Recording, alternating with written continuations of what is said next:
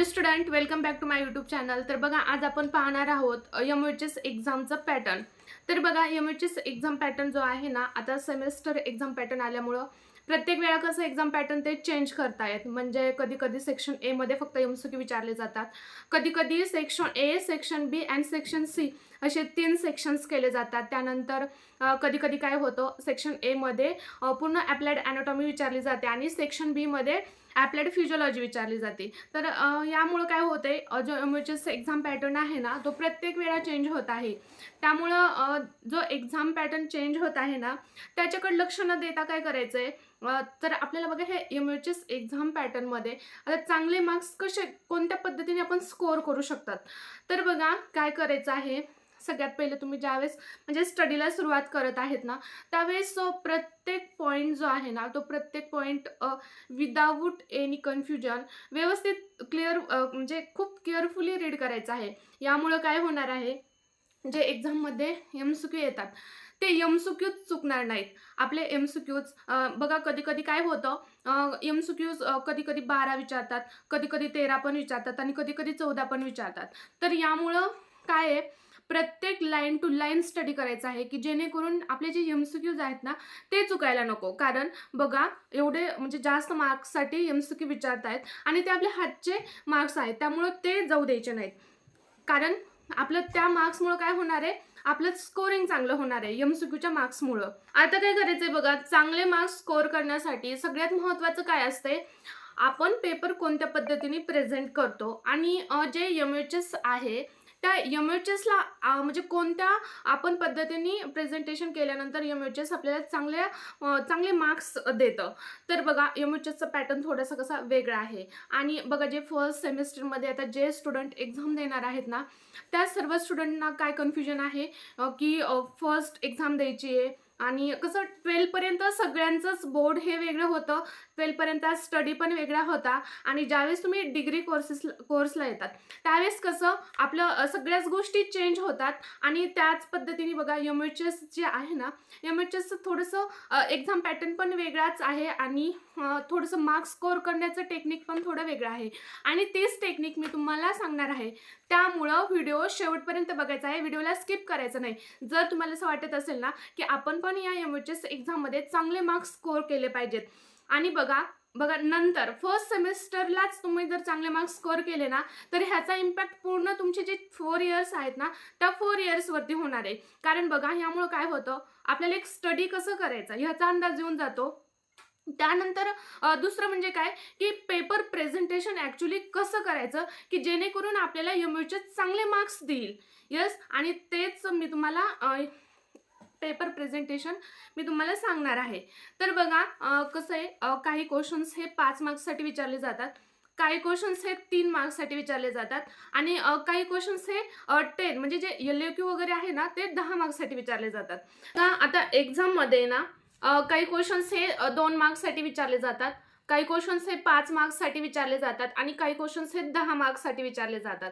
तर बघा, मी तुम्हाला 1 बाय 1 हे सगळे क्वेश्चन्स नेमकं कसे टॅकल करायचे आणि कसे प्रेझेंट करायचे याबद्दल मी तुम्हाला सांगणार आहे. तर बघा, आता काय करायचं आहे, जे 2 मार्क्ससाठी क्वेश्चन्स विचारतात ना, त्या 2 मार्क्ससाठी जे विचारलं आहे ना, तेवढंच लिहायचं. त्यामध्ये जास्त टाईम वेस्ट करायचा नाही. आणि जर तुम्ही त्या 2 मार्क्सच्याच क्वेश्चनसाठी जर जास्त टाईम वेस्ट केला ना, तर काय होतं, समोरचे जे 5 मार्कचे क्वेश्चन्स आहेत आणि 10 मार्कचं क्वेश्चन आहे, यामध्ये आपल्याला काय होतं, टाईम ॲडजस्ट होत नाही आणि टाईम मॅनेजमेंट होत नाही. मग इव्हन आपल्याला 10 मार्कचा क्वेश्चन जरी चांगला येत असेल ना, तरी पण आपण ते व्यवस्थितपणे टाईम न पुरल्यामुळे तो व्यवस्थित आपण प्रेझेंट जर नाही करू शकलो ना, तर मग काहीच उपयोग नाही. त्यामुळं 2 मार्क्सचा जो क्वेश्चन आहे ना, जेवढं विचारलं आहे ना, तेवढंच रिप्रेझेंट करायचं. म्हणजे फॉर एक्झाम्पल बघा, 2 मार्क्ससाठी मोस्टली डायग्राम्स विचारतात, त्याला लेबलिंग वगैरे करायला विचारतात, किंवा मग डेफिनेशन वगैरे विचारतात. तर मग जेवढं विचारलं आहे ना, तेवढंच लिहायचं. त्यामध्ये जास्त एक्स्ट्राचा टाईम वेस्ट करायचा नाही, कारण तो टाईम आपल्याला तिथे बचत करून कुठे यूज करायचा आहे, जे 5 मार्कचे क्वेश्चन्स आहेत आणि जे 10 मार्कचे क्वेश्चन्स आहेत ना, त्यामध्ये यूज करायचा आहे. येस, तर बघूया आपण यानंतर नेक्स्ट जो 5 मार्कचा क्वेश्चन आहे ना, तो 5 मार्कचा क्वेश्चन नेमकं कसं सॉल्व करायचा आणि त्या 5 मार्कच्या क्वेश्चनसाठी मिनिमम किती टाईम द्यायला हवा, की जेणेकरून आपला पूर्ण जो 62 मार्कचा पेपर आपण किती म्हणजे जेवढा टाईम आहे तेवढ्या टाईममध्ये आपण कशा पद्धतीने चांगल्या पद्धतीने प्रेझेंट करू शकतो की जेणेकरून आपले चांगले मार्क्स स्कोर होतील. पण बघूया क्वेश्चन नंबर 2 जो की लॉंग आन्सर क्वेश्चन असतो, 10 मार्क्ससाठी विचारला जातो. तर काय करायचं असतं, जे एमएचएस आहे ना, एमएचएसची आन्सर शीट ही 40 पेजेसची असते. तर त्यामध्ये फर्स्ट अँड सेकंड जे पेज असतं त्यावरती आपला फर्स्ट पेजवरती आपला रोल नंबर वगैरे असतं. आपल्या त्या ठिकाणी सेक्शन ए, सेक्शन बी आणि आपलं जे क्वेश्चन पेपरचं जे लँग्वेज आहे त्या क्वेश्चन पेपरची लँग्वेज वगैरे लिहिण्यासाठी फर्स्ट पेज असतं आणि सेकंड पेजेसवरती आपले इन्स्ट्रक्शन्स वगैरे दिलेले असतात. तर काय करायचं आहे, ज्यावेळेस आपण क्वेश्चन पेपर सॉल्व करायला स्टार्ट करत आहेत तर त्यावेळेस सगळ्यात महत्त्वाची गोष्ट काय लक्षात ठेवायची आहे की बघा आता क्वेश्चन नंबर जो सेकंड आहे तो क्वेश्चन नंबर सेकंड आहे LAQ लॉंग आन्सर क्वेश्चन. तर त्यामध्ये काय करायचं आहे, ऑर साठी विचारलेला असतो क्वेश्चन. तर मग काय करायचं आहे, त्या क्वेश्चन पेपर केअरफुली रीड करायचा आहे. रीड करून ठरवायचं आहे की आपण ह्या 2 क्वेश्चन पैकी कोणता क्वेश्चन इफेक्टिव्हली आणि चांगल्या पद्धतीने सॉल्व करू शकतो. कारण बघा जो तुम्ही फर्स्ट क्वेश्चन लिहिणार आहेत ना, तो फर्स्ट क्वेश्चन हे तुमचं फर्स्ट इम्प्रेशन असणार आहे आणि तुम्ही फर्स्ट क्वेश्चनचं जेवढं चांगलं इम्प्रेशन टाकणार तेवढे चांगले मार्क्स स्कोर होणार असतात. त्यामुळं फर्स्ट डिसाईड करायचं की नेमकं आपण ह्या 2 क्वेश्चन्सपैकी कोणता क्वेश्चन्स चांगल्या पद्धतीने सॉल्व करू शकतो. ते डिसाईड केल्यानंतर क्वेश्चन पेपर लिहिला सुरुवात करायची आहे. तर बघा आता जो LAQ आहे ना, तो LAQ म्हणजे मोस्टली तुम्हाला हे टोटल 62 मार्क्सच्या पेपरमध्ये तुम्हाला 2 LAQ सॉल्व करावे लागतात.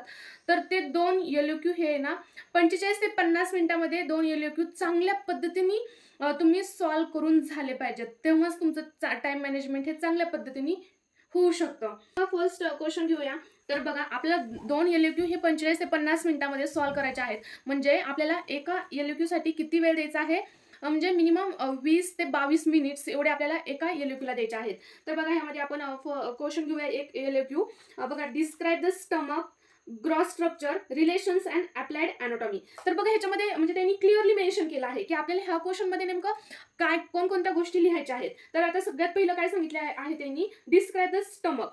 आता डिस्क्राईब द स्टमक म्हणजे काय करायचं आहे बघा, आता हा क्वेश्चन नंबर काय आहे, सेकंड आहे. तर बघा ह्या ॲरोमध्ये काय करायचं आहे, क्वेश्चन नंबर 2 टाकायचा आहे. आता क्वेश्चन नंबर 2 मध्ये आपण कोणता क्वेश्चन, आता तुम्ही क्वेश्चन नंबर 2 जर तुमच्याकडे टाइम असेल ना तर तुम्ही या ठिकाणी लिहू शकता.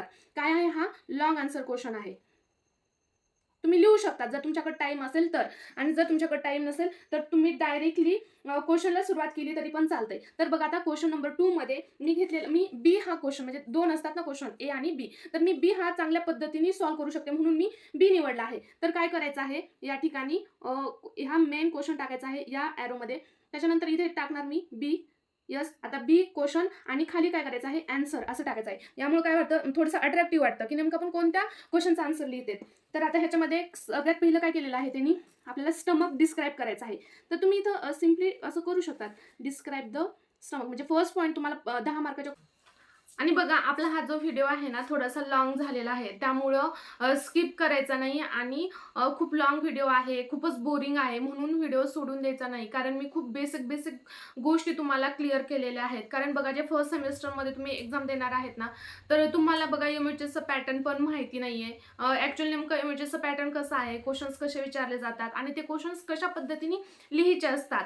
येस, हे माहिती नसल्यामुळे मी ह्या सगळ्या गोष्टी थोड्या डिटेल एक्सप्लेन केलेल्या आहेत. त्यामुळे व्हिडिओ थोडासा लॉंग झालेला आहे. त्यामुळे व्हिडिओ स्किप करायचा नाहीये, व्हिडिओ कंप्लीट बघायचा आहे. आपण बघणार आहोत डायरेक्टली क्वेश्चन सॉल्व कसा करायचा, तिथपासून पाहणार आहोत.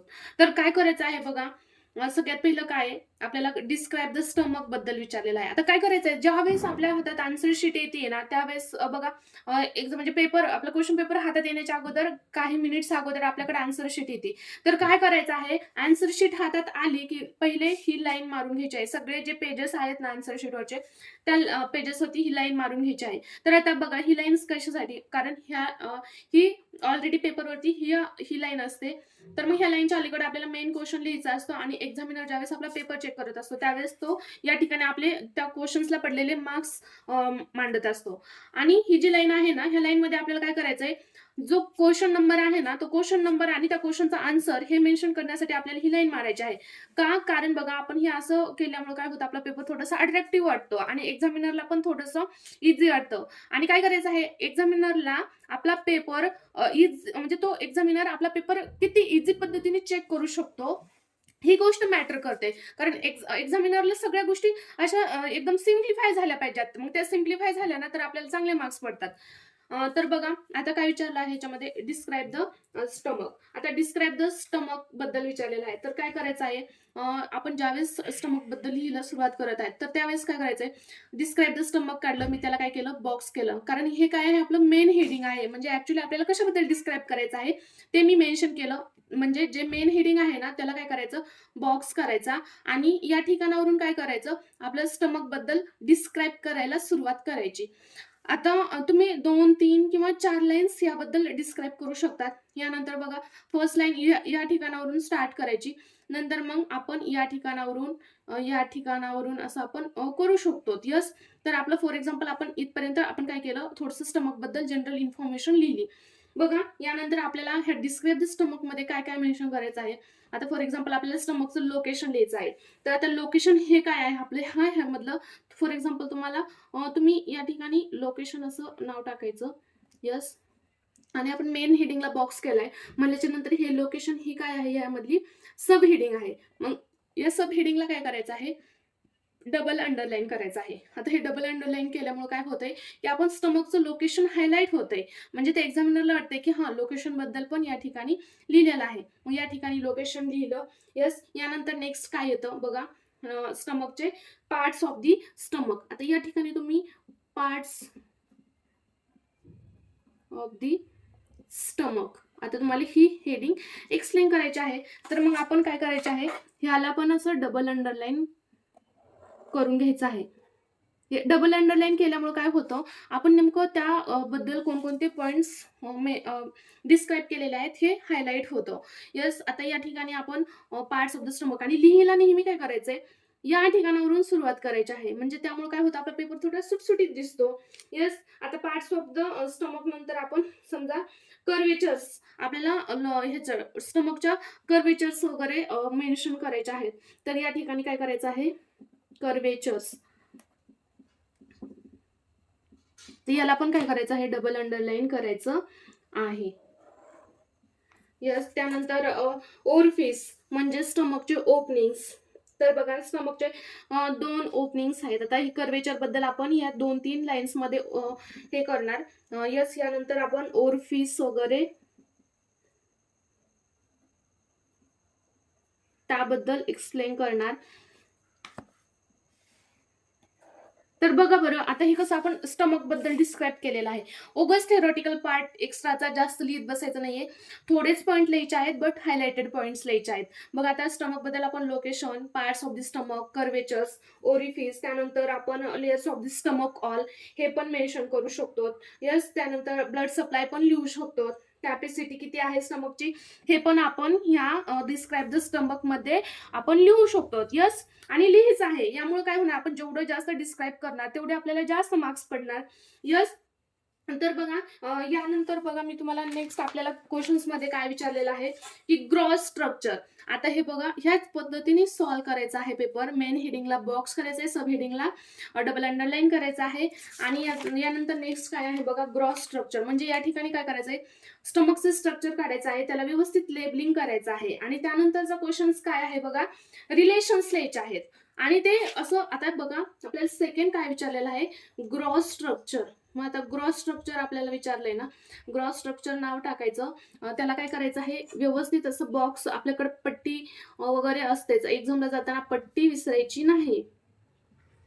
यस. आता ह्याला बॉक्स केला ग्रॉस स्ट्रक्चरला. या ठिकाणी काय करायचं आहे, छान स्ट्रक्चर स्टमकचं डायग्राम काढायचे आहे, त्याला व्यवस्थित लेबलिंग वगैरे करायचं आहे. आणि त्यानंतर आपल्याला काय विचारलेलं आहे क्वेश्चन मध्ये, की relation of the stomach. Yes. त्याचे रिलेशन्स विचारलेले आहेत. म्हणजे आता रिलेशन, याला पण बॉक्स करायचा आहे, कारण हे आपल्याला मेन क्वेश्चन मध्ये विचारलेलं आहे ना. यस. आता या ठिकाणी अँटेरियरली, स्टमकच्या अँटेरियरली काय आहे, पोस्टेरियरली काय आहे, लॅटरली काय आहे, यस, सुपेरियरली काय आहे आणि इन्फेरियरली काय आहे हे आपल्याला रिलेशन्स मध्ये लिहायचं असतं. हे असं 1 बाय 1 या ठिकाणी लिहायचं आहे, एकदम सुटसुटीत. आणि त्यानंतर नेक्स्ट काय विचारलं आहे, की आपल्याला अप्लाइड अॅनाटॉमी विचारलेली आहे.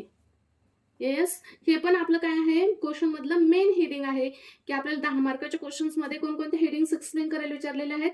पहिलं म्हणजे स्ट्रक्चर, स्टमक बद्दल डिस्क्राईब करायला सांगितलेलं आहे, त्यानंतर ग्रॉस स्ट्रक्चर, त्यानंतर रिलेशन आणि त्यानंतर अप्लाइड अॅनाटॉमी.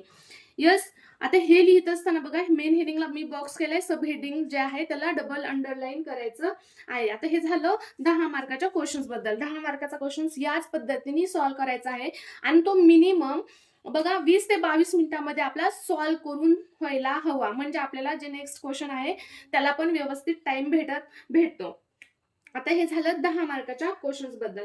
यानंतर बघा मी तुम्हाला सांगेल नेक्स्ट आहे जो 5 मार्काचा क्वेश्चन.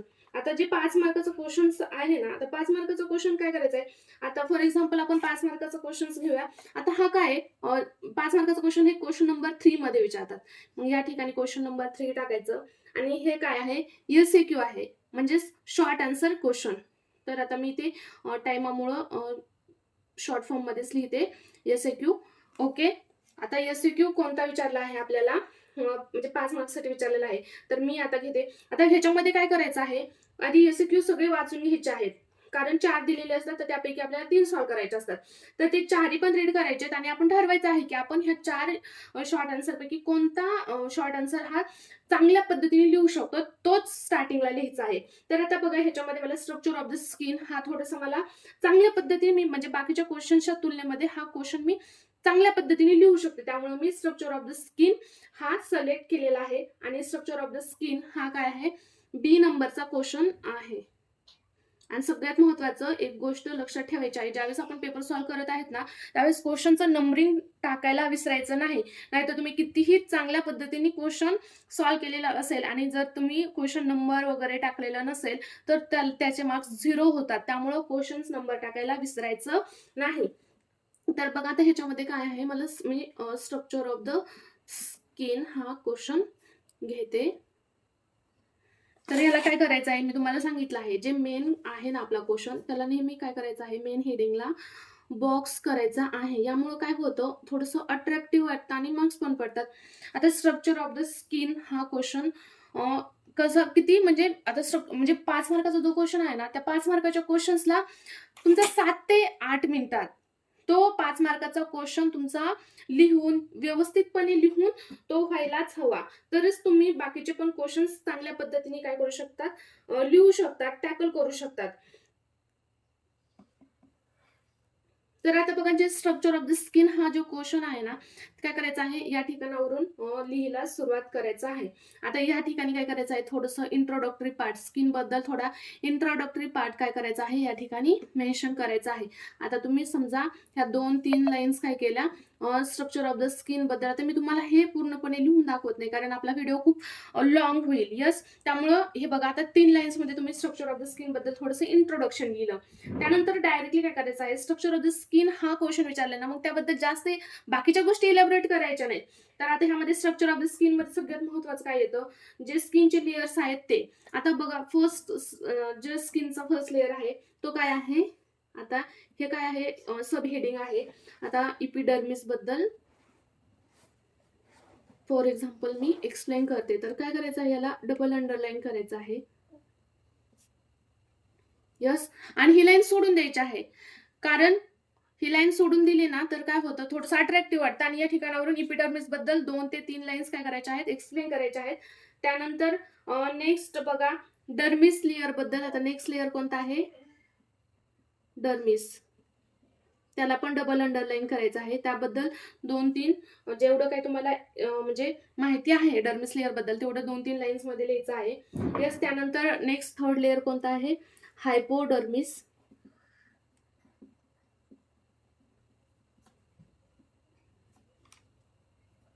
आणि हे सगळं काय एकाखाली एकच आलं पाहिजे बघा, त्यामुळे ते काय थोडंसं अट्रॅक्टिव्ह वाटतं. यस, त्यानंतर बघा अपेंडेजेस ऑफ द स्किन हा पण पॉइंट तुम्ही लिहू शकतात. त्यानंतर बघा आता हे झाले लेअर बद्दल. त्यानंतर फंक्शन्स ऑफ द स्किन बद्दल एक्सप्लेन करायचं आहे.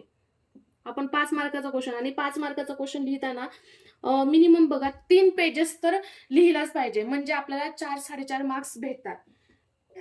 यस, अशा प्रकारे हा 5 मार्काचा क्वेश्चन सॉल्व्ह करायचा आहे. बघा जास्त बाकीचं म्हणजे सांगण्यापेक्षा आहे ना मेन कंटेंट सांगते तुम्हाला. 5 मार्काचा क्वेश्चन सॉल्व्ह करायचं असताना जे मेन हेडिंग आहे त्याला बॉक्स करायचा आहे, सब हेडिंगला डबल अंडरलाईन करायचं आहे आणि मिनिमम 5 मार्काचा जो क्वेश्चन आहे ना तो 3 पेजेस तरी लिहिलाच पाहिजे.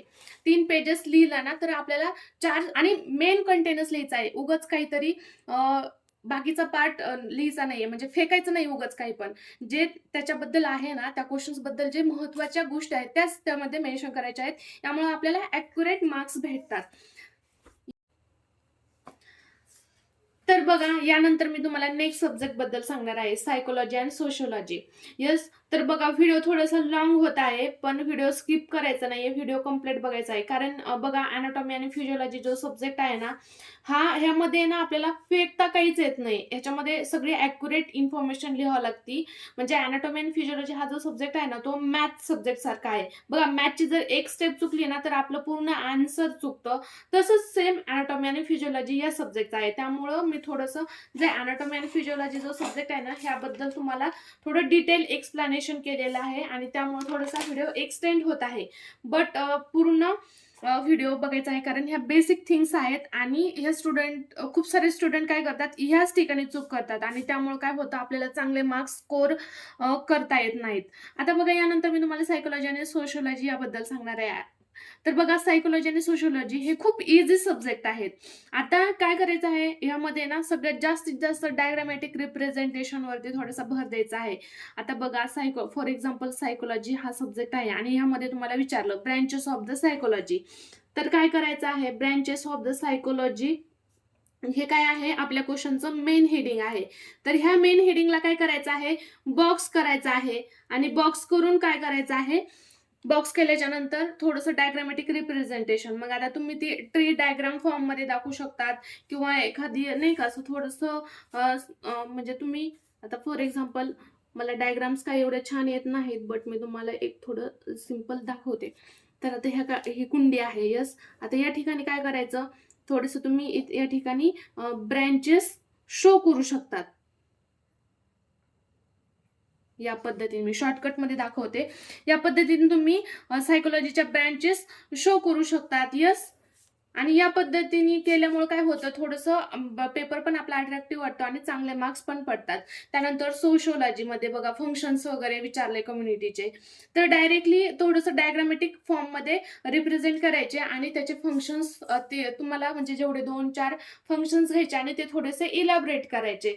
अकॉर्डिंग टू आपल्याला 5 मार्काचा क्वेश्चन विचारलेला आहे की 10 मार्काचा क्वेश्चन विचारलेला आहे, याच्यानुसार आपण आपल्या टाइम मॅनेजमेंटनुसार ठरवायचं की आपण कोणत्या क्वेश्चन्स बद्दल किती एक्सप्लेन करायचं. हे आपण स्वतः सेल्फ अनालाइज करायचं आणि डायग्रामॅटिक रिप्रेझेंटेशन करायचं.